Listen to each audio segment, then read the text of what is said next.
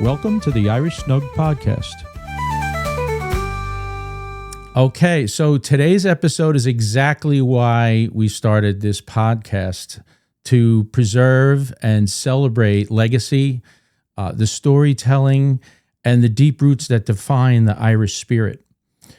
Today we have Una Neary, daughter of the late Jimmy Neary, a true titan of New York hospitality. Una, having you here to share your dad's story and the legacy of Neary's is an absolute pleasure. Welcome to the Snug. Today's the first. We moved over. Now we're the Snug, the Irish Snug. I love it. And I see it on your arm holding up the mic. I love it. The Irish Snug. I would try to do a little, trying to get it out there. Yeah, good for you. That's well placed. Well placed. Well, thank you. It's an honor. And I am always happy to talk about my father and his legacy. He really was an extraordinary human being. So it's my pleasure to be here today. So why don't we just start from the beginning, Sure. in humble beginnings from County Sligo. Yes. So my father was born in a small town, and he would call it a village, named Tubbercurry in County Sligo. He was born on September 30th, 1930. And he grew up, he was one of five. He had a sister and there were four brothers. And he grew up on a farm. His dad passed away when my dad was very young. So it was my grandmother who actually raised the kids and ran the farm. So it was very tough. They did not have a lot of riches by any stretch. They were fine. They did okay, but really didn't, have any special kind of privileges. But Dad was the happiest guy. It was never about money, even until his last day. Dad just loved people. He loved to be out in the public. He loved to be dealing with people, enjoying it. So he lived in an area called Tubber, which was right outside the village of Tubbercurry, just right up the road. But for Dad, going into the town of Tubbercurry, which was a mile down the road, was like going into a city. And he loved the action down in the town. And so, he obviously loved being with his family, but he knew farm life was not what he wanted to do. He had no interest in it. So just being down in the village and being able to, when he was a little older, work in the local drapery shop for a gentleman in town. And then he actually was able to buy a cab, and he was a hackney driver and a cab driver. So he kind of did his own little thing to keep busy, but farm life was not what he wanted. Right. Sounds like he had the business mind right out of the gate to go into something different. He did. He really, it was more, it was instinctual for him, but it was more about being with people. He wanted to interact with people. It was discussions with people. So he worked in the drapery shop. It was Eddie Gallagher's drapery shop. But right beside that, and part of the store, was a bar and a lounge. And Dad always watched the bartenders behind pouring the pints of Guinness and serving the customers. And he just loved the action. He loved the interplay between the customers and the bartenders. And he knew from a very young age that was the world he wanted to go into. That's great. Yeah. That's great. And now, what year was it when he apparently was in a poker game? Yes. So that probably was around 50-ish.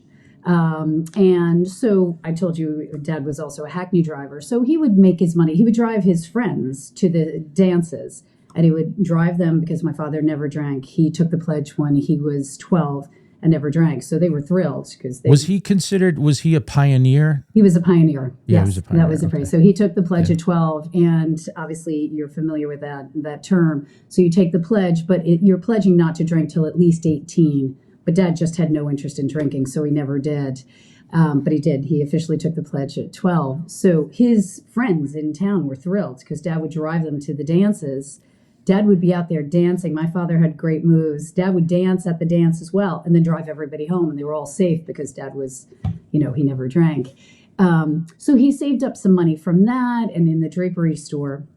And then and that was Sunday nights were usually the dances. On one of the Monday nights, the very next day, Dad and his local buddies decided to play a poker game, which I only found out when we were making a documentary about my father and his life. And I said, "You played poker?" I didn't even know my father knew how to play poker. But and all the local guys, they didn't have a lot of money at the time, but they all played in this poker match. And Dad took all the earnings from the night. And it was not a lot of money, but he cleared the table. And what he decided to do with that money was every second Wednesday in August was a fair day. They called it the fair day in the village, in the square. And he bought 2 lambs. And he said, you know what, I'm going to invest the money. So he bought 2 lambs with the poker earnings. And a neighbor had a ram. And he asked if his lambs could be with the ram. The 2 lambs got pregnant. In about a year's time, each of those lambs had 2 lambs. And within the span of a couple of years, Dad had 14 lamb. So back down to the fair day in August, Dad sold the 14 lamb, and he made about 196 pounds back then, which was a lot of money. And he was going to give it to his mom. He came back to the house, and he was going to give it to his mom to help kind of pay for the cost of living and raising the kids. And at the time, his mom had a visitor back from America. She was Irish born. Her name was Annie Gallagher. My father had never met her before. She was in America long before Dad had met her. And my grandmother introduced my father to Annie Gallagher. And she said, would you like to come to America? And Dad said, I would love to go to America. And so Annie sponsored my father, but he used some of those earnings to actually pay for his trip over. That is such a great story. It I is. love that. It's so classic. It's like the Irish, the lamb, and how lamb is so significant. Obviously, leg of lamb, roast lamb. And interestingly, our best seller on our menu for our entire 57 years was the leg of lamb. The lamb chops. The lamb chops. Yeah. There's a lot of that. You know, the lamb story and the lamb chops. Yeah. The 57 years that it was open, and it was on 57th Street. Yes. Right? I think even the year 1957 somehow is significant in this too. Yeah. Well, he opened in 1967. But he was 57 years on 57th Street, which was crazy. I mean, we'll get into that in a minute. So let's go back to when he lands in the US, and he took he had a couple of different jobs for a while. He did. So he came over on the USS Olympia, which was a cruise ship at the time, and he came into New York. And at that time, my Uncle John was already here. So his older brother had already come over to America. And so Uncle John kind of greeted him. And, you know, he had to get a job. He had no job. He had some money in his pocket to kind of, you know, pass a few weeks' time, but he needed to get something. And there was a woman named Maureen Mulcahy who was very connected with the Irish coming over to this country, especially in New York, and helping place them at jobs. So he met with her early on after he arrived, and she sent him actually to the New York Athletic Club. And for people that may know that, it's a beautiful club here in New York City on Central Park South. And Dad obviously had heard about the New York Athletic Club just from being here for a short time. So he went in and he met with the general manager who was responsible for the pool area. And my father, ironically, he was never tall, but he got to about 5'6" at his peak. But when he first came over here, he was actually only like 4'11". He actually grew kind of later in life. He had a little growth spurt in his 20s. So he was very tiny. And so he meets this gentleman and had a great conversation. And he said, "You're hired. You start tomorrow." And Dad was a little worried about his height, but he was going to basically be responsible for keeping the pool clean, the area around the pool, giving towels out to the members. So Dad had even said to the gentleman, you know, am I tall enough for this job? Now, Dad never worried about his height, but he just was concerned, could he do the job? And he said, "Let me show you. You'll be just fine." And he brought out other employees that were part of the pool maintenance area. And it turned out they were all young gentlemen from Mexico who were even shorter than Dad. So Dad felt like a giant among his peers. So that's where he started. He started as a towel boy at the New York Athletic Club. And I have a cute story to tell you. So at one point, you know, Dad grew up in Ireland on a farm, so he didn't know anything about pools and things like that. And one day the general manager had said to my father, "You need to wash down the tables and chairs." Dad said, "Sure." So the manager had gone off, and Dad took all the tables and chairs and threw them in the pool. He thought that's how you clean them. The manager came back and said, "Oh my God, Jimmy, what have you done?" Dad said, "You told me to wash down the tables and chairs." He goes, "I didn't mean throw them in the pool. Get them out." Dad goes, I don't know how to swim. I can't go in that pool. So they had to help my father get the tables and chairs out of the pool. That was one of the classic Jimmy Neary stories at the athletic club that's still told today. That's great. Yeah. Isn't that funny? And that's probably, so I guess that's probably where he got his first, his first taste of meeting. I'm sure there was some upper echelon types of people there, some iconic figures. Yes, I mean, he would describe it even obviously later when he actually became a member. It was the greatest of all people that belonged to the athletic club. They were some of the greatest athletes in the world, but there were business leaders, restaurant owners, sports, owners. It covered the gamut. And it was actually there where he met a gentleman named PJ Moriarty, who was a member of the athletic club. And PJ was known for owning upscale Irish restaurants in New York City. And so he and my father hit it off very well. And PJ said, how would you like a part-time job working for me? You do the athletic club in the morning, and then after your shifts there, come and work a couple shifts for me. And that's when Dad got literally his first foot in the door, if you will, in that side of the house. And he loved every minute of it. From the second he was behind that bar or doing anything, he was doing whatever errands or duties or tasks Mr. Moriarty assigned to him, he did. And he just loved it. So he really knew for sure then that was where he wanted to kind of focus. Yeah. And then at some point he did a stint in the military. Yes. So he used to tell the story. He goes, it wasn't long after I arrived to America that he got a letter which said, welcome to America. And if you're called and you're drafted, you must serve. And obviously Dad was honored to do that because he was thrilled to be here in this country. So he did. He got called. He got drafted. Fortunately, it was during peacetime, and he only had to serve 11 months, and he was in the Army. And because my father was so tiny, he drove a Sherman tank. The tanks were huge, but the seat for the driver of the tank was quite small. So because my dad was so tiny, he was a tank driver, which was hysterical because he had this big, powerful machine that he was operating and this little tiny man in it. But it was during peacetime. So he trained in Fort Hood, Texas, and then he was assigned to duty in Germany. But there's a right job for everybody. Everybody's got it, right? Yeah. That's perfect. Yeah. So then after the 11 months, after he finished his required time, he went right back to the New York Athletic Club to his job there, part-time for PJ. And then a short time later, PJ gave him a full-time job. And that's when he left the athletic club as an employee.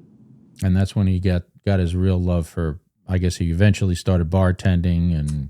Correct. He literally learned the ropes from PJ. Even one of the assignments early on was PJ had a beautiful car and there was a fire hydrant parked out front, and he had he had a car that he would park outside. He had a fake fire hydrant in his trunk that Dad would put out front to protect the spot, hide it when PJ came so he could park the car. Like Dad did it all. Whatever PJ needed, Dad did. But I'm a fireman and I never heard of that trick, but that's a great I probably trick. should have said that to somebody. I never heard of that one. I think that's great. Isn't that funny? But then when he got behind the bar, he loved pouring drinks. And customers found it fascinating that Dad would pour an excellent drink, whatever it was, martini or mixed drinks or old fashions, whatever it was at the time, for a man who actually never took a sip of alcohol. Right. But he loved it. And that's then great. Is when he decided on St. Patrick's Day in 1967 with a partner, a friend of his, Brian Mulligan, said, it's time for us to kind of branch out. And that's when they opened NEARY'S on 57th Street. Yeah, that's great. Yeah. Between the time that he arrived in America and 1967, that time frame, had he made any trips back home? He did. He visited his mom. He was very, very close to his mom and my Auntie Una, who I was named after, and all his brothers as well. And they were back home. So he would go visit his mom every year for sure, to visit and send money to kind of help, support the house and the upkeep and stuff. But, he would go back to Tubbercurry. And, they would love to see him. Dad was very popular with people in the town because they loved him. He was a positive person. He was a great storyteller. He just was fun to be around. So he loved going back home and seeing the old gang and obviously his mom and siblings. Yeah. So he would frequently go back. That's great. So now he opens up on St. Patrick's Day, which is, I'm guessing that was done on purpose. It was. Yeah. It was. I think I would do the same thing if I was opening up a pub. Yes. That's a quick question. Sure. Would you have considered, was Neary's called Neary's Restaurant? Was it Neary's Pub? Was it? So excellent question. Interestingly, when Dad and his partner Brian agreed to open up a restaurant, Brian's last name was Mulligan. Dad's last name was Neary, and Dad kind of was very clear. Mulligan is a more common name. Neary isn't. It's going to be Neary's. So what they agreed on was Neary's Pub. So for many, many years, our restaurant was actually called Neary's Pub. And then just quietly one day, Dad took the awning down, which had Neary's Pub out there, and had it replaced with just Neary's. Because despite what we operated as a pub in theory, it was more of an upscale place. So there weren't pints. Dad didn't serve pints of Guinness, and it was more you had to be dressed. There was a dress code. So he wanted just the Neary name to kind of signify it wasn't more like a more casual pub. It was more upscale. And there was a restaurant attached to it that, So there was an evolution to the Irish 21 or the 21 Club thing, or was that right out of the gate where he had that kind of philosophy? Oh, right from the beginning. From the beginning. Yeah. So it's interesting. People would joke that my father was born in a suit and tie.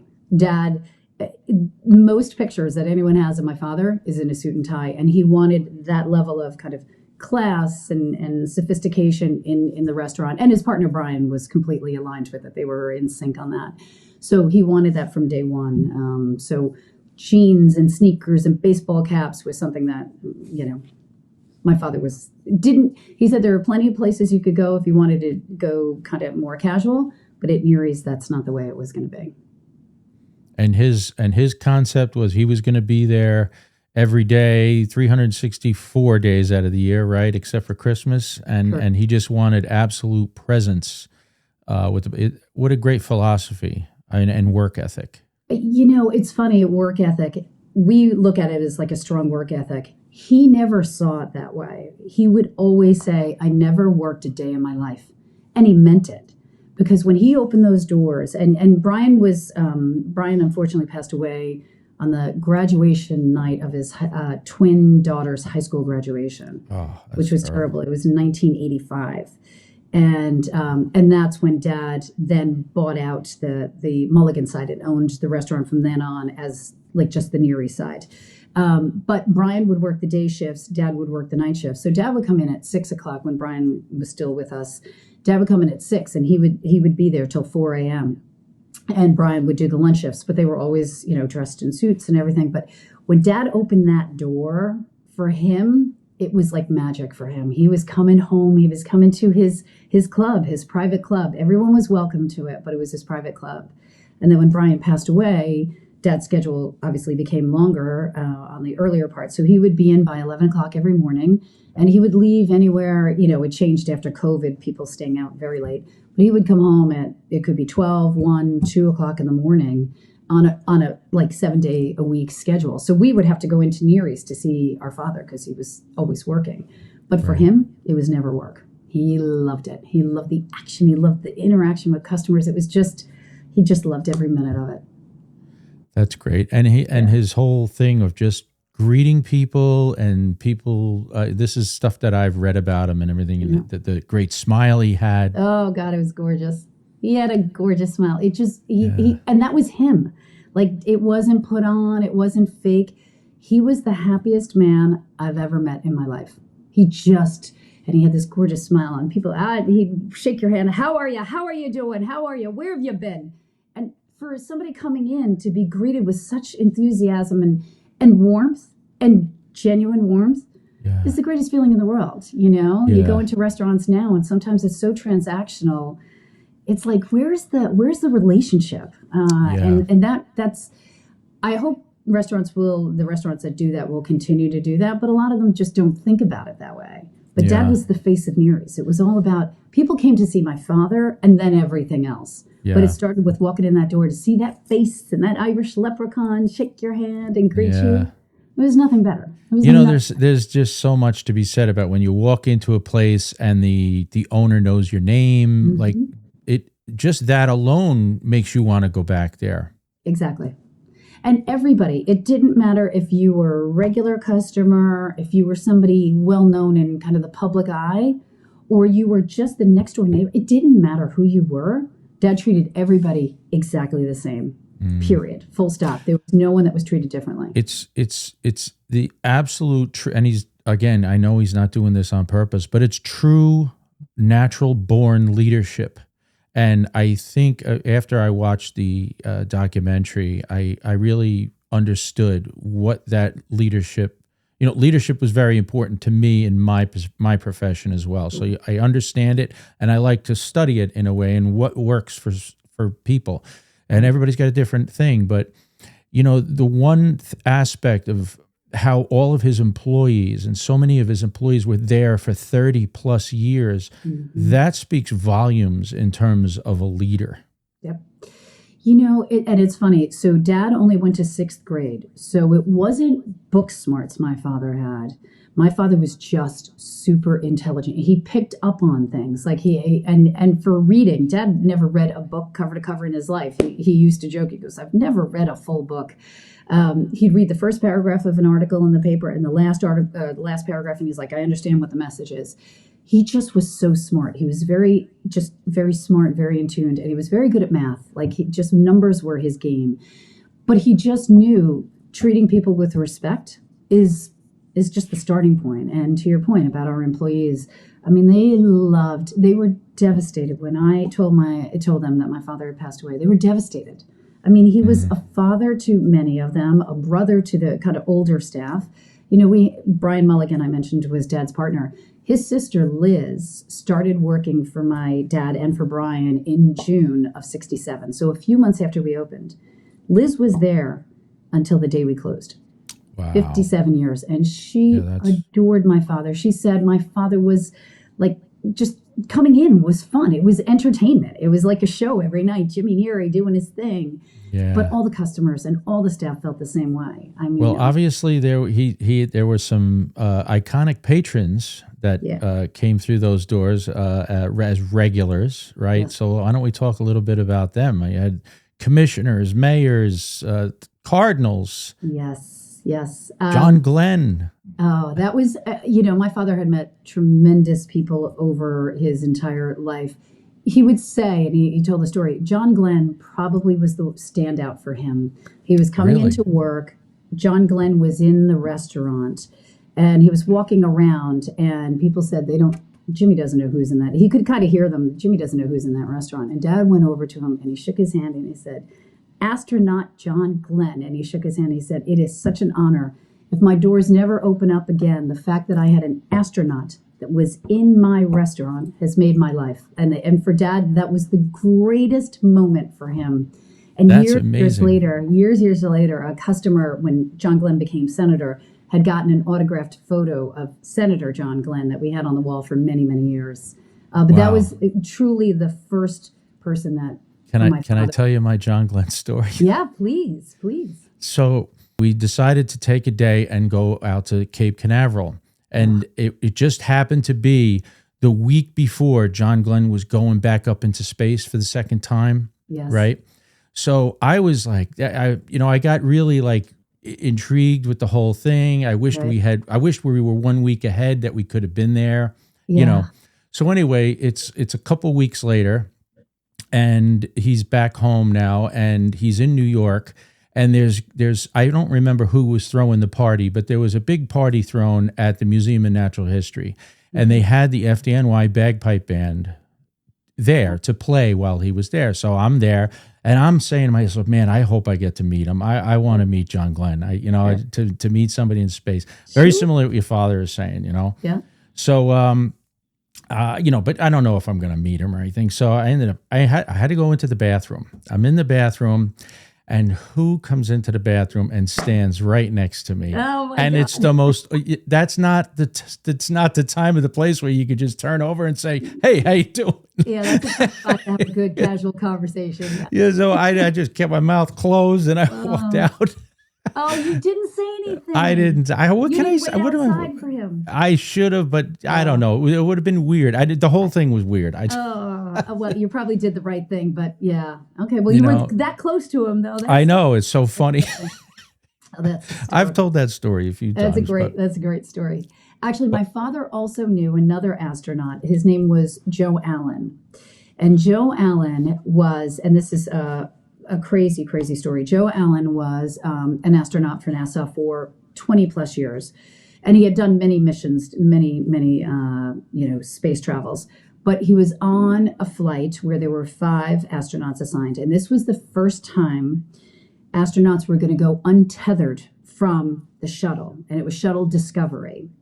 And he was one of the 2 astronauts. And, they were training for it and practicing for a long time. But no one really knew for sure what would happen. And what the mission was there were 2 communication satellites that were insured by Lloyd's of London that had gone off kilter. So they were, off whatever the right signaling was. And these 2 astronauts, Joe Allen being one of them, were going untethered, and they were going to try and find the satellites, the communication satellites, get them, hold them, and then bring them back and connect them to the shuttle and return back.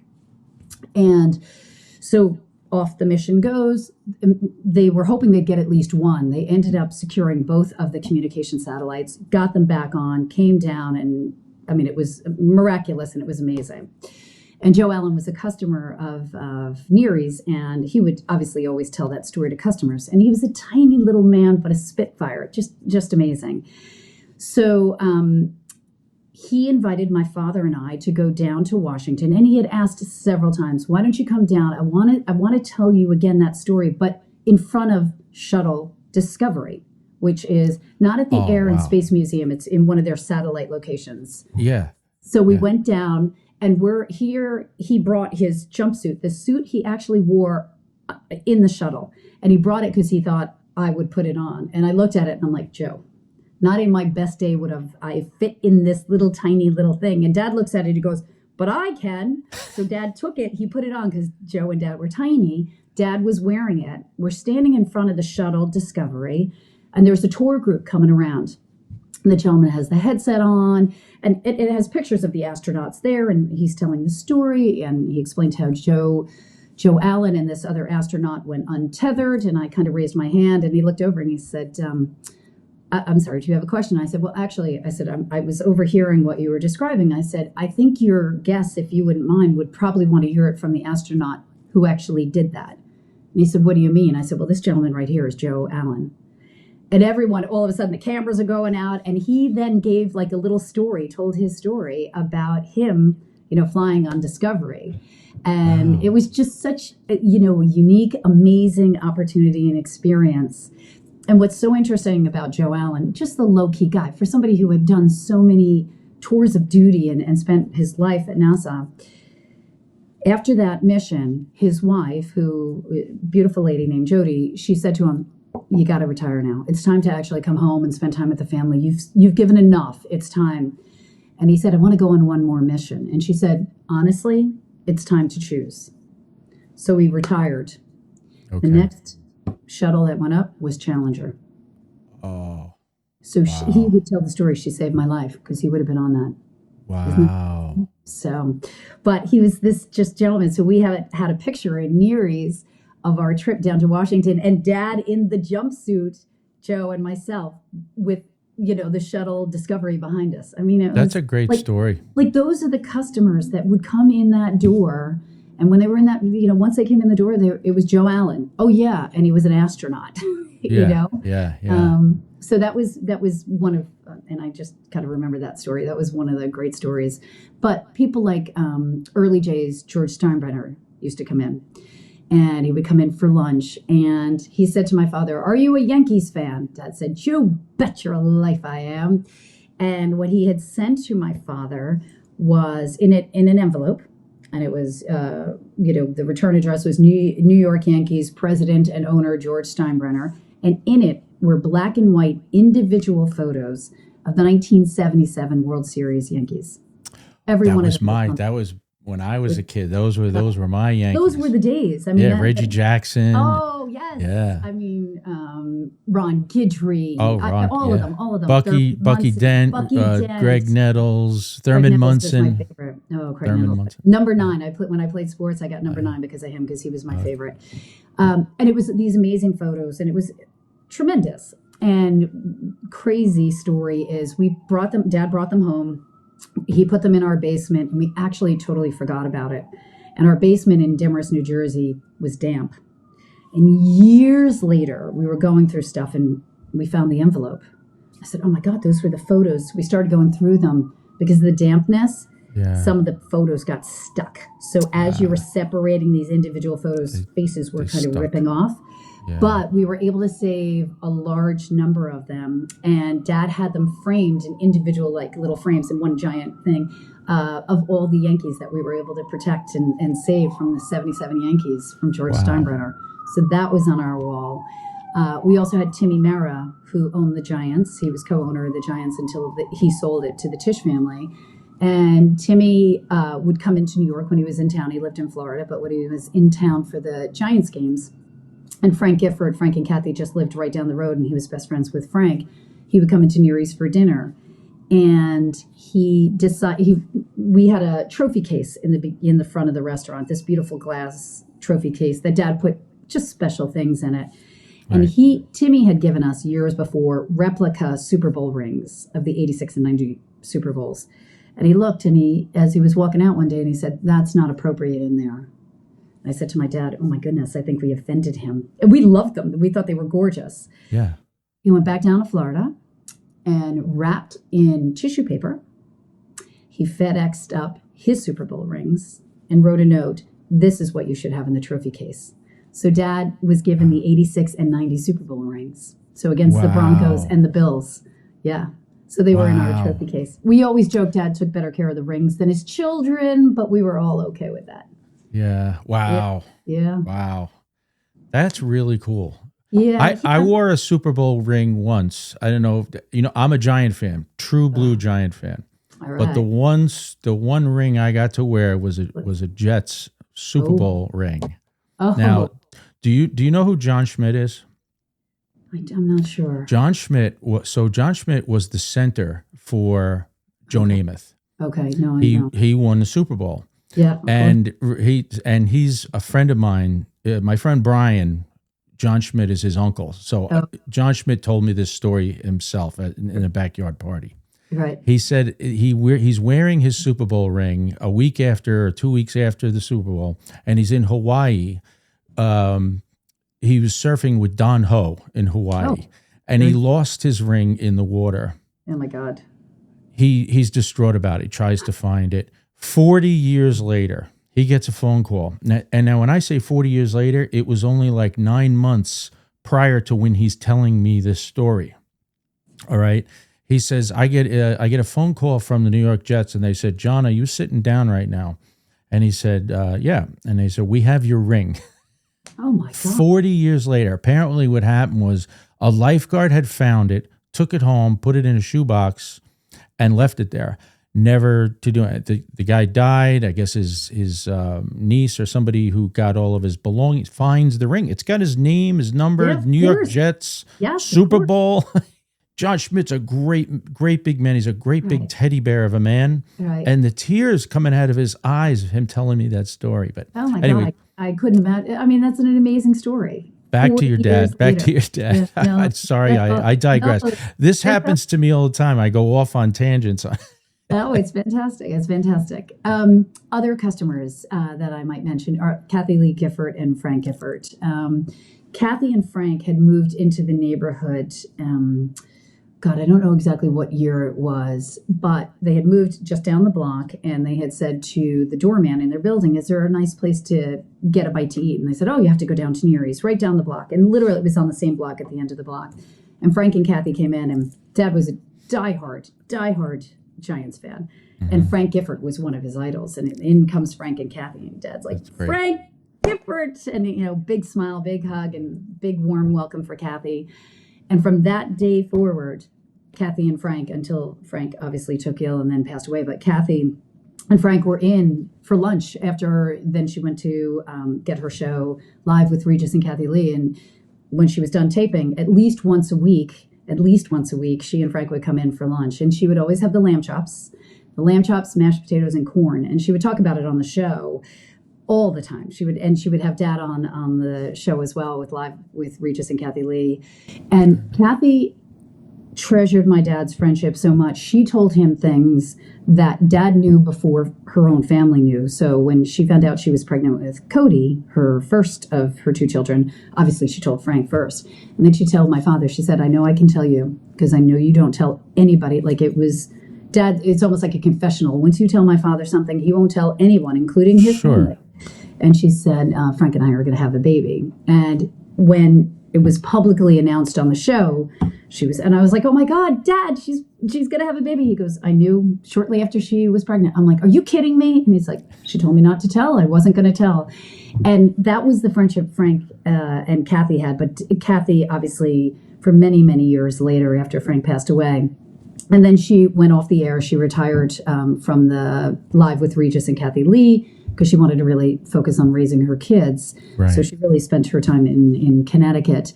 But when she came back to television on the Today Show with Hoda Kotb, it was like back to the way it was. And then she and Hoda would come in all the time. And again, have Dad on the show many times about the lamb chops and just, he was a very dear friend. And her final episode on the Today Show, because Neary's and my father were such a strong link to her, the producer of the show said, for the last week or so, they were going to do very special tributes to Kathy. And they reached out to my father and said, can we do something special tying it to Neary's? So Kathy always had the back banquette on the right-hand side. And so Dad said, you bet your life. So we renamed the corner banquette the Kathy Lee Gifford Corner. And he presented her with the plaque on the last day on the show. And he came on to the show to kind of wish her well as she kind of took her career another direction. Okay. Yeah. That's great. That's a great story. Yeah. And I mean, there are so many, like Mary Higgins Clark, who is a famous, and she is now. Right. Wasn't he in some of her books? He was in 25 of her books as Jimmy Neary, the owner of Neary's. And a funny story about, Mary. Mary was so great and always included my dad in her books when there was a storyline in New York. Not all her books were based in New York, but most of them. So he was in 25 of them. And she would always give my dad an advance copy and, write a little beautiful note, and he would get an advance copy, and he would take the book, he would go home, and it didn't matter what time he got home. He stayed up and he would flick through every page until he found where he was referenced. And he'd put his stickies. So Mom would wake up in the morning and we'd wake up in the morning and we'd see it and we're like, oh my God, there's Dad, So after several times of Dad being mentioned in the book, Mary was in. She's like, Jimmy, you're in my next book. I'll get you an advance copy. And he said to her, Mary, I've got to tell you something. And she adored Dad. And she said, what is it, Jimmy? He goes, I've never read one of your books. He goes, I don't read books. And she said, what? And he said, honestly, Mary, I don't read books. He goes, I take your book and I flick every page until I find out where you've mentioned me. And then I put a little sticky. He said, I've never read a book in my life. And she said, I have to tell you, I make my living off of people reading books. You are the only person that could get away with saying that, and I'm not offended. She thought it was hysterical. That's the good. Next time she had him in the book, she wrote, Dear Jimmy, see page 178, Mary Higgins Clark. So she saved him the work of trying to find the page. And from then on, she always referenced the page. Yeah, that's great. Yeah, she was such a good friend of my father's, but had such a good sense of humor about the fact that Dad's like, nope, I never read a book in my life, and I'm not starting now. That's good. You know, there are some people that can get away with certain things, and I've seen it many times where if I was the person saying it, forget about it. Totally. This other person says it, oh, I know. I mean, she kind of grabbed him and hugged him because he's just so cute. Another interesting story you might appreciate is we had a gentleman named Anthony Story, and his full name was Colonel Anthony Story, and he was a pilot. And he became General MacArthur's private pilot after General MacArthur retired. And so he literally was his private pilot, flew him everywhere. And General MacArthur and Colonel Anthony Story were honored by, and you'll remember, Ebbets Field. The president was Walter O'Malley, president of the Brooklyn Dodgers. And he gifted both of them a gold pocket watch engraved in the back, and it said, "From President Walter O'Malley, and a lifetime pass to Ebbets Field." And Colonel Story was given one, and obviously General MacArthur. Nobody knows where General MacArthur's pocket watch is. And Colonel Story would come into Neary's every night, and he would have it in his pants pocket, the pocket watch. He'd wear it every day. And when Colonel Story had no family, and as he was getting older, he said to my father, "I want to give you something that means the world to me." And Dad said, "What is it, Colonel?" And he took out the pocket watch, and he said, "There's only 2 of these in the world. General MacArthur's family should have the other one, unless something happened to it, and here's mine." And so we have it. We obviously still have it. This gorgeous pocket watch. And the New York Times did a story on it because there's only 2 in the world. And nobody knows where the one that was given to General MacArthur is. And Wow. And so my father was gifted this from Colonel Story.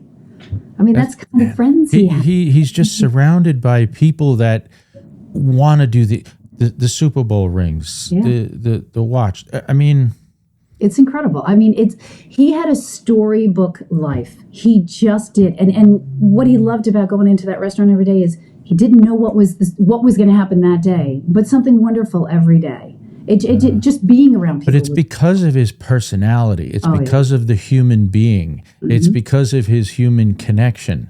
Absolutely. I mean, could you imagine if everybody had that trait, how great the world would be? It'd be the greatest world, and people can have it. I always say, Dad's always like, agree. put a smile on your face. Put a smile on your face. I agree. And I honestly, I try and emulate him as best as possible. When I'm walking down the street, I'm smiling, and I think people probably think I'm crazy. But I'm happy. I'm very blessed. And Dad knew he was blessed every day. Yeah. I heard you say in one of your interviews before that people could come into Neary's restaurant, and it didn't matter what view they came from, Republican, Democrat, whatever view they were. Yep. You were free to talk about whatever as long as it was respectful, and everything was sort of under Jimmy was. You just know you're under Jimmy's roof. Right. You can talk about whatever you want, but it's respectful. Right. And that's the way it should be. It's not hard. I mean, we're not hard. Such a divisive world. You should be able to express your opinion, and you and I can disagree, but we can respectfully share each other's views and disagree. And that's the way it was. It was that way growing up. I know. You know, I'm hopeful something will swing the pendulum back. Yeah. But absolutely, in Neary's, it didn't matter what your views were, and it could be polar opposite. But you know what we should have done? We should have taken you got your middle ground people, which is great. You got outliers over here and outliers over here. Those are the ones that are all noisy, and I think they really are just looking for attention themselves. But if we could have just taken those small groups and threw them into Neary's and said, Dad no fighting. Straighten them out. Yeah, straighten them out. Yes, he would have. Dad would have straighten them out. He would be, knock it off now, knock it off now, knock it off. Yeah. And he would make them laugh and see the insanity of behavior. Yeah. He not to get on politics or anything like that, but I mean that's the way I'm hopeful. Like you said, I'm hopeful that somewhere along the line we all can talk again and not have. Well, let's not even get into that. Well, bottom line is, this is the greatest country in the world, and Dad would say that over and over. He goes, "You wouldn't want to live anywhere else." And he loved Ireland. He loved his Irish roots. He loved going home. My mom loved going home, but they were never going to leave America because they knew it was the greatest country in the world, and it is, and it will always be. It is. Yeah. How about Mayor Bloomberg? But actually, your dad was friends with him from much earlier than when he became the mayor. Yes, long before. So the mayor, when he was known as Mike Bloomberg, pre-mayor days, he actually lived down the road from Neary's. So he would come in all the time. So he was a customer for, close to 30 plus years before he was mayor. And then he moved, and obviously, more and more success, but he moved uptown. So Dad didn't see him. He kind of, you go to your neighborhood places. So it wasn't like too far away, but you kind of stay in your neighborhood. So Dad hadn't seen him. When Dad saw, now he was mayor, the first time Dad reconnected with him was, if you remember, when New York, under Mayor Bloomberg's administration and his kind of leadership, he insisted that there be restaurants and public spaces with a non-smoking section. Very controversial at the time because, in Neary's you could smoke, and it was a small place, but you could smoke anywhere. And now this new rule came into place. You had to have a non-smoking section and a smoking section. So Dad in our restaurant, there were 3 rows of tables. So we made the right side the non-smoking section, but it really was a joke because it was so small, the smoke still traveled, but that was non-smoking and etc. And it really changed Dad's business in early days, impacted it because customers wanted to be able to have the freedom to smoke, and who should tell them no? But Dad was following the rules.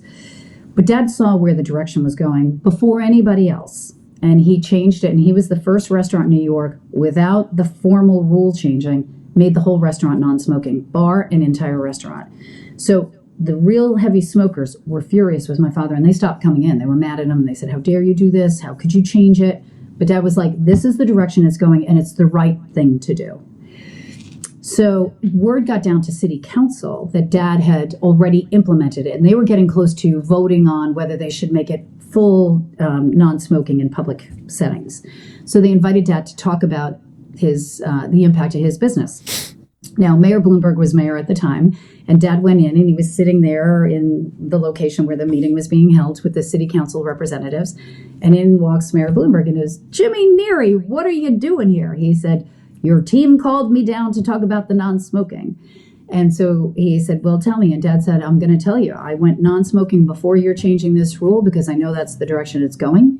It's the right thing to do. And I'm going to tell you, it's hurt my business, but it's the right thing to do. And when you pass that rule for everybody, it's going to level the playing field." And the mayor shook my father's hand and said, "Jimmy, I'm back for life." And he shook his hand. And from that day forward, the mayor was in very frequently. And and their friendship just got stronger and stronger from that point on. And he was in on New Year's Eve. Every New Year's Eve, he dropped the ball in Times Square. He would come into NEARY'S. And one year, he dropped the ball with President Clinton, and she was secretary at that time, Hillary Clinton, and brought them in after the ball dropped. Didn't tell my father he was bringing them in, but Dad kind of sensed it because he had come in every New Year's Eve. And I'm like, "Dad, he's not bringing the former president of the United States into NEARY'S. He's going to go somewhere else." He's like, "Una, I feel it in my bones. I feel it in my bones." And his bones, the feeling in his bones were right. And then at 12:20, all these SUVs start pulling up out front. And Dad would lock the door because he wanted to make sure it was our regulars, no crazies came in. Not that they would, but so he'd lock the door. And all of a sudden at the front door knocking is Mayor Bloomberg. "Jimmy, open the door. It's Mike Bloomberg. I have some people." And in come this whole kind of group of people, including President Clinton and Secretary of State Hillary Clinton and all these others. And they spent the night having Irish coffees and celebrating the New Year.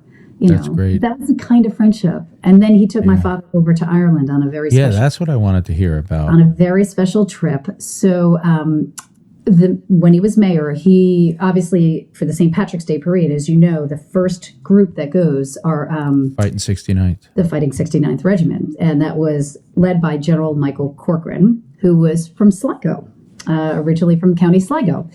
And so the mayor of Sligo town and the government leadership in Sligo invited Mayor Bloomberg to come over to dedicate a monument to General Michael Corcoran. And because the Fighting 69th leads the parade, they thought it would be appropriate for him to come. And he said, "I'd be honored to do it." And he came into NEARY'S one night and he said, "Jimmy, I want you to pack an overnight bag on such and such a date. I'm going to have a car pick you up outside. They're going to bring you to the Marine Terminal. You're going to get on my private plane with me, and we're going to fly over to Ireland, do a dedication to General Michael Corcoran, and then we're going to turn around and fly right back." Dad said, "You bet your life I'm going on that trip." And that's exactly what happened. A car picked him up. They got on the plane, and he was sitting beside my father, and he turned over to my father. He goes, "Now, Jimmy, do you snore?" And Dad goes, "Well, I may, Mayor. I might take a snore or two when I'm sleeping." He goes, "Then I'm going to bed first." And out like a light, the mayor went out so he could sleep and not hear my father. But a group of them went over for the dedication. I mean, that's the type of person.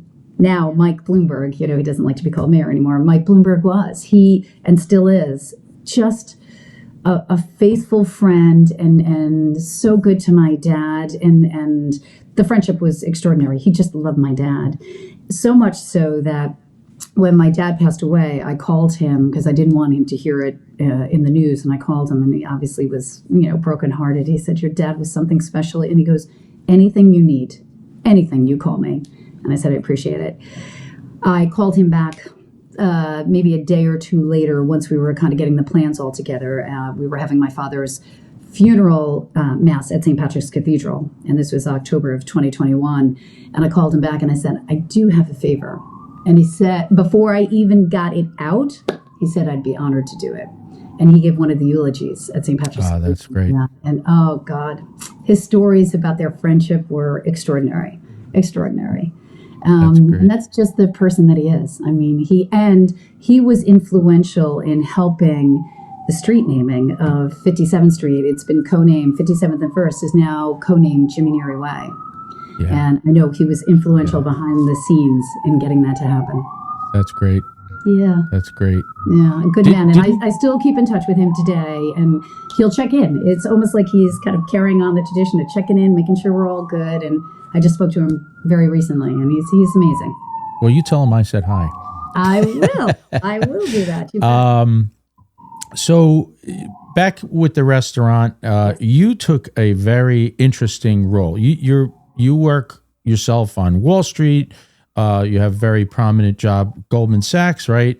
And on weekends, you had it in your contract that I'm working with my dad. And it's true.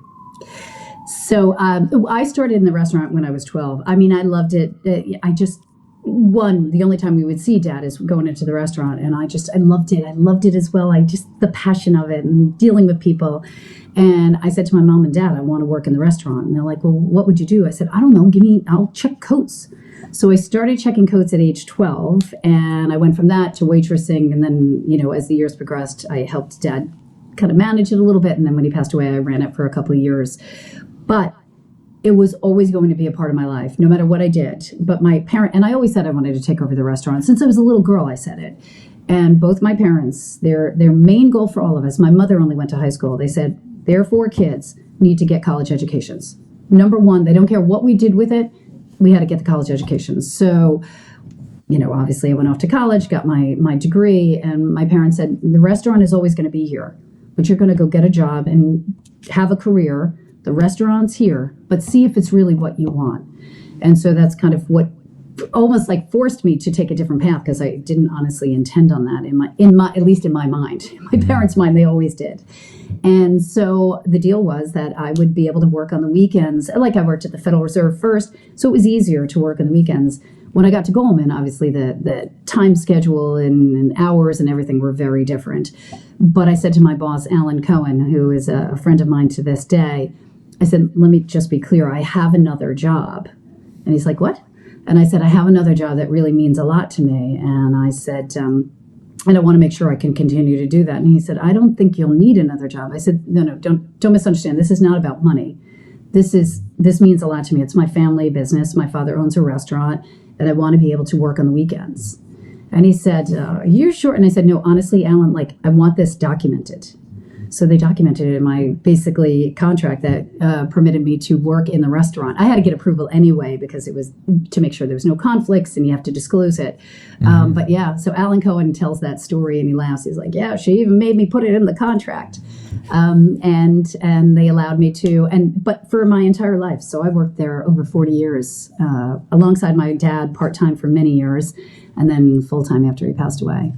I mean, it seems the apple didn't fall far from the tree. You have I know you're probably a little bit modest about it, but it really is the truth. Is you're a very successful woman, and your the traits, those special things that your dad had passed on. And I mean, look at what you did and you've accomplished. And then when your dad does pass, you took on the business. Now that actually is something I wanted to talk about. Is I heard you talk about how you were the keeper of the flame when your dad passed. However, he was still in charge. Always. From up above, right? Always. Always, always. Like it was never lost on me. Neary's was about Dad. Dad was Neary's. They were synonymous.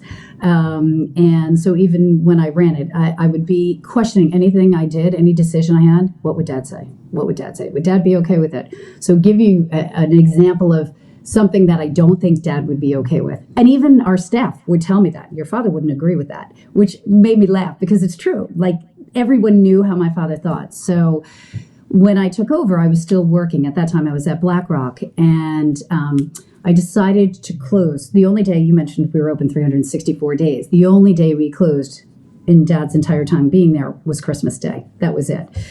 But because I had my BlackRock job and I was running Neary's every night and literally 7 days a week, I said, you know what, we're going to close the last 2 weeks in August. It's quiet anyway. A lot of our customers aren't in the city. They're out in the Hamptons, or they're away, or they're traveling, whatever it is. So it's a very quiet time. So I made this very radical, this was like a big radical decision to close the last 2 weeks. And I could hear Dad in my head, I would never, those doors are supposed to be open. If a customer wants to come in, those doors are open. And I could hear him saying that to me. And I'm like, I know, but I really need kind of that downtime to regroup and re-energize, whatever. And I hear him. And even one of our bartenders, Tommy, said, I'm telling you, your father would never agree with this decision. And I'm like, no, I know he wouldn't, but I think he'd understand. No, he would not understand. And he probably wouldn't have. Because that was, you just never closed the doors. It was like the mailman always delivers. It doesn't matter what the weather is. Neary's was always going to be open under any circumstances. It didn't matter what was happening outside. So I could hear him basically telling me, that was the wrong decision. But I really prayed to him, both Dad and my mom, very hard when we made the decision. My brother, 2 sisters, and myself had a real heart-to-heart about, is it time to close the restaurant and sell the building? And I actually felt like he gave me the sign it was time. We wanted to go out on top. Neary's was my dad. He wasn't there. And while we were doing a great job kind of carrying it on, it wasn't the same. And that was okay. Like, I understood that and I appreciated that. And I really prayed really hard to him. And I felt like he gave me the sign that, you know what, it's time. And all good things went out with a bang. Come to an end, and you close the doors on your own terms. Correct. And that's a very important thing, and for me, the goal for years was, let's make it to 50 years. And Dad, we had COVID, obviously, in the interim. We had to close that. We were closed for 13 months. I remember us talking about it, and we're like, we're going to be closed for 2 weeks. Oh, it's 2 months. It turned out it was 13 months we were closed.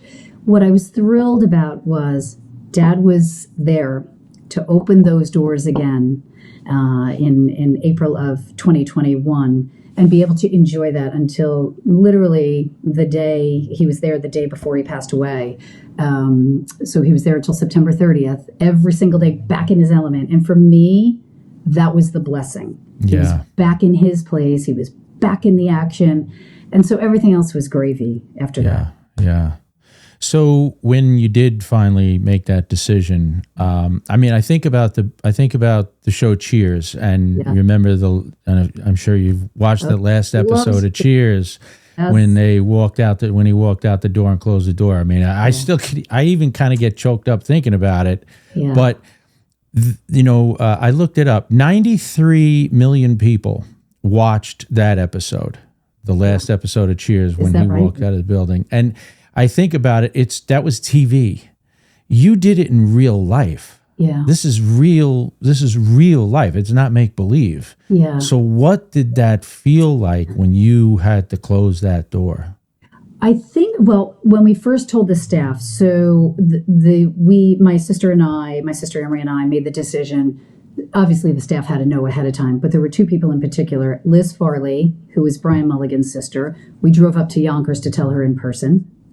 And she couldn't hear it in a group setting. Liz was there almost from day one, and Mary O'Connor, who was with us, and she was Dad's right-hand person. Those 2 had to hear it separately. And obviously they were devastated, but they understood the decision. Then we called the staff in. Telling the customers was very hard. Telling the staff was harder. They were like family. Even our customers were our extended family, but this was family. And you could see the look. We were in the dining room of the restaurant, and obviously they knew that an emergency meeting, everyone called in. That we just didn't do that. And we said, it's just the right time. We've sold the building. We have 2 weeks that we're going to make it the best 2 weeks NEARY'S has ever seen. We want everybody, locked in. We're going to just celebrate all the happy memories. And that was kind of our motto. There was nothing to be sad about. We had the greatest restaurant, celebrated it for 57 years. Let's go out with a bang. And so messages went out to customers, but then press, interviews on TV. There were articles in the paper. There were like internet, things put up. And everyone it was, I would tell you, the best 2 weeks, almost probably at the top of my life, the best 2 weeks of my life. Everyone was in there telling their stories of Jimmy Neary, telling their stories of, I've been coming in here for 40 years, sitting at that table. I've been in here, or different stories or their saddest times in their lives. They came to NEARY'S because it was a comfort, or celebrations of births and, different weddings and whatever it was. So we closed the doors on such a high that's what gave me peace. Mm-hmm. And I was like, you know what? And I kind of looked as we were walking out the door, the inside door kind of the hook came off, and I was like, okay, that was cute, Dad. As we were walking out the door, I'm like, that was cute, because that was Dad sending his last little message. Yep, like that's it. And then we locked the doors, and so we took some pictures outside. That was a little bittersweet, I have to say. But knowing that a short time later, Jimmy Neary Way was going to be forever enshrined on 57th Street was that's great. It was like, or the cherry on top. It was the perfect ending to a perfect story. Yeah, it's a great story. It's a great story. Yeah. What about all the memorabilia? Was that all removed? Oh my goodness. Yes. So because the two gentlemen that bought the building kind of had to move in pretty quickly for business reasons, we obviously took all our personal stuff and shipped it and stored it in my brother's basement. Thank God he had a very large basement. So there's tons of boxes of stuff still there. But my now husband and I went through and picked out some of the really great pictures that were on Neary's wall. And there was an apartment that we bought from my dad right around the corner from Neary's on 59th. And that was what we called his nap apartment. We had bought it several years earlier because he would work these long days. And the deal was, Dad, you can't work 7 days a week from 11 until like 12 or whatever time. You need rest. So we got this small, tiny little apartment that worked out perfectly. And he would take his afternoon naps. So it was the nap apartment. So we took all these pictures of these great, whether it was the jacket covers from books he was in or the Yankees pictures and all of it. Emmys. Customers had given them his Emmys. All of that memorabilia that were really the great ones. We redid my dad's apartment and it's almost like a museum to Jimmy Neary. So we have friends staying in the apartment right now, and they're walking in, they're like, Jimmy is everywhere. We wake up, he's looking at us. We look to the left, he's looking at us. We look to the right, and it's gorgeous. It is a little Jimmy Neary museum. It's beautiful. So that's really cool. The real special ones. I'll send you some pictures. You'll get a kick. Yeah, I'd love to see that. It's so cute. So that for me was, they couldn't be in a box in my brother's basement. That just wasn't going to work. Yeah. And we designed them and put them all like the politicians when you first, and it's a tiny little apartment, but when you first walk in, it's all the politicians that have come in. So I did it in themes, different areas of that's themes. Great. Yeah, that's a great idea. So cute. It looks so cute. So I know he's smiling down. Dad and Mom are smiling, saying, okay, that's cute. That's cute. That is great. That's great. So the podcast that I'm doing, it's kind of like a time capsule and an archive of all these memories. So what's the one vibe or feeling that you want everybody to remember? I would say the most important thing about my father was his love of life. And every single day before he went to bed, he thanked God for his life. He said, I love my life. That was his phrase, I love my life. And I wish more people would find the positives in their lives and start harping on the negative. Like, love your life. I know people have hardship. We all do. But our lives are better, more, happy than they are sad. And if he could impart that on people, just like find the goodness, be happy, be thankful, be grateful, and love your life. Looking back at classes that I took, one of the classes should be a college course on Jimmy Neary, in a way, a college course in life where like Jimmy's trajectory and his business ethic, just his model of his philosophy of life and loving life, like you said, it's a blueprint for success and character and just how people should be. Yeah. I mean, it really is. And I think it's a very special thing. And could you imagine if there was a course on something like that because we take so many bull crap courses. The money that people pay, I have 8 nieces and nephew, and the money for college is insane. And none of those types of classes that you're describing are taught, and they should be. Because you're right. That's the foundation. Like, you can learn the book smarts, you can learn the business, acumen, you can learn all that. How to be a human. How to be a human. Be a respectful, grateful human being. That's a class that everyone should take. I like that idea. We should call it the Jimmy Neary School. Let's start something. Let's do it. I love it. And if I could just, the last point maybe I'd mention, and you mentioned the documentary and I mentioned it earlier, there really is a great documentary that a customer of ours, Neil Leifer, who a spectacular person and a good friend of ours, and actually I'm having dinner with him tomorrow night. Famous sports photographer, his most iconic shot, which you may know, is Muhammad Ali knocking out Sonny Liston. Classic shot? That's Neil Leifer, and he started coming into Neary's after Elaine's closed. He was an Elaine's customer and kind of came with one of the bartenders we hired from Elaine's, Duffy, Kevin Filzone. And Neil became very good friends with my dad. He put out a documentary on my dad and our family called Neary's, The Dream at the End of the Rainbow. It's on Amazon Prime, and it's filmed at Neary's. It also goes back to Tubbercurry. I'm going to put a link. I'm going to put a link to it in the podcast down below in the podcast. It's a real good immigrant story. It really is good. I watched it yesterday. Oh, you did? Oh, good. Yeah, I bought it yesterday and I watched it. I wanted to just kind of get a feel. You know what was really great is, so the way I actually was introduced to you was through my good friend Tom Brennan. And his dad worked at Neary's as a bartender for like over 30 years, right? 30 years. He retired after 30 years. So Maddie grew up in Tubbercurry, County Sligo with my dad. And when my father hired him, I will tell you, Maddie, we had amazing bartenders. Like, we really have been blessed. But Maddie Brennan was the best of the best.